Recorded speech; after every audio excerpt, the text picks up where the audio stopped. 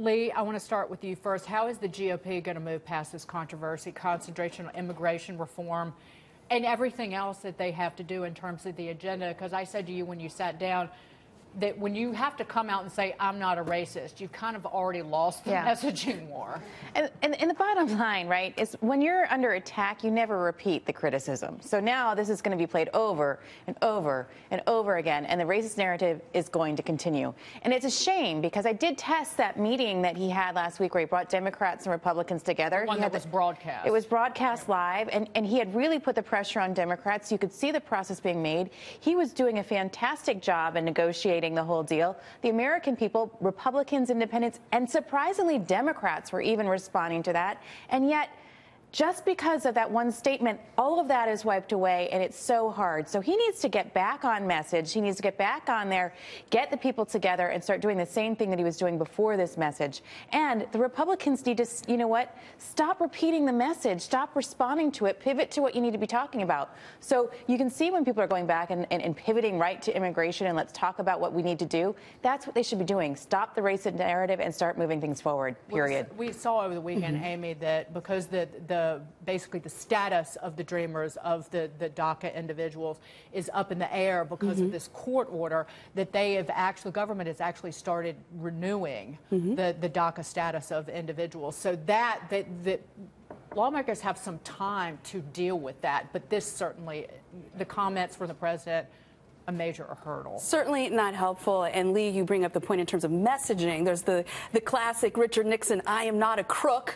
And that's like one of the most famous quotes we now have of Mr. Nixon, among many. I would say that the objection was not that he used a profanity. It's not even that he had a withering perception or view of these countries. It had to do with saying, why do we want more people from these places? And he was saying this during a negotiation having to do with immigration, about bringing people from those places. So I think that Republicans, in moving forward, say we have welcoming arms to Americans from all different sorts of background, and we want our immigration policy to reflect that. And we want it to be legal, safe. We want to crack down on illegal immigration. We want to, beef up border security. As far as those remarks that were made in the meeting, it would really be a shame if Democrats used that to block, very needed reform. Mitch, what do you think the impact is on the agenda moving forward? Because again, the government could shut down. They're facing a spending bill that has to get done by this Friday. The Democrats want something for the Dreamers, for the DACA individuals in this spending bill. And you're already hearing people like Congressman Lewis saying, I'm not going to vote for a spending bill. And the spending bill has to have those Democratic votes. Yeah, and we have Ed Rollins later. I think the thing that the business community is worried about is the midterm elections. And there's already they're super focused. You have a one So vote. are Republicans, by the way. Yeah. No shock there. But you have a one-vote majority right now in the Senate, and obviously there's a lot of House seats that are really up for grabs, and they're very worried about it because they like the Trump agenda in terms of deregulation. They like the Trump agenda in terms of it being pro-business. And if nothing can get through legislatively because the midterm elections are a train wreck. Well, because again, if you look back at President Obama's 8 years in office, he got the Obamacare done, but beyond that, then the second term, it was was the Iran deal. So what do investors, what do people in the business community expect between now and November? The good news is all of the what I'll call economic tailwinds that we have. 3/4 of 3+% GDP growth. We could be looking at the fourth consecutive quarter. So there's that. There's the positive benefit already in the marketplace from tax reform. So we've got a ton of tailwind.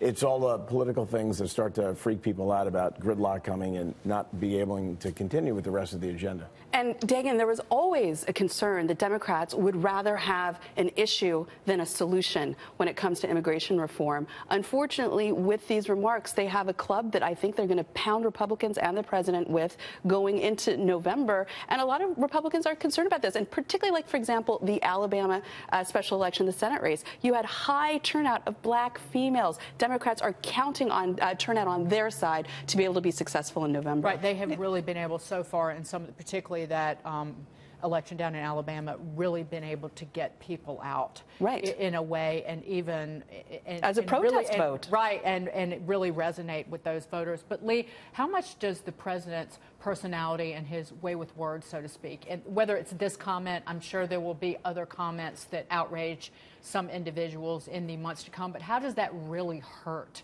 Republicans who are running for office in November or even for re-election? You know, it hurts in the way that the Republican Party is becoming fractured, and you've got some people who are supporting the president, other people who aren't, and it calls into question whether or not everybody's going to come together around an agenda. The bottom line is this. I did ask in the poll and the survey that I did on Friday night about how the comment impacted people's views of the president, and without exception, not one person said it changed their mind about what they thought about the president. And that's to say, if you hated the president and you really didn't respect him, you said, this is one more reason. I'm not surprised he did something like this. Of course he said it, and I hate him. If you liked him, you said, look, you know what? I'm not sure if he said it or not, but what does it matter? Because the bottom line is, we're not surprised that the president talks gruff, that he's direct, that he's antiquated in his views in many, many ways, and people were just willing to continue to support the president. So I think as you're looking towards the midterms, the biggest problem is that you've got Republicans out there going on the Sunday morning shows, one saying it happened, one saying it didn't, one saying I support the president, one saying I didn't. And so the whole bottom line is they've got to present a unified front and be the party of solutions. They won in this last election because they were the party of the middle class, and that's what they need to focus on: solutions and fighting for the American people. That's what this has all got to be about. I'll say over the weekend I heard Congresswoman Mia Love from Utah condemning President Trump's comments, saying that she does believe that they're racist, and that calling on him to apologize. So there is division, and there are plenty of people, regardless of whether they're a Democrat or a Republican, a conservative or a liberal, who feel like silence is accepting the unacceptable. Particularly, I want to note that to being at Martin Luther King Day. So there are plenty of people standing by who are not trying to make it a political issue, but who were deeply offended by what the president said. And in Congresswoman Mia Love's case, she said that this was particularly painful because of her parents being Haitian, who were supportive, who supported President Trump, and that he didn't seem to appreciate that with those remarks.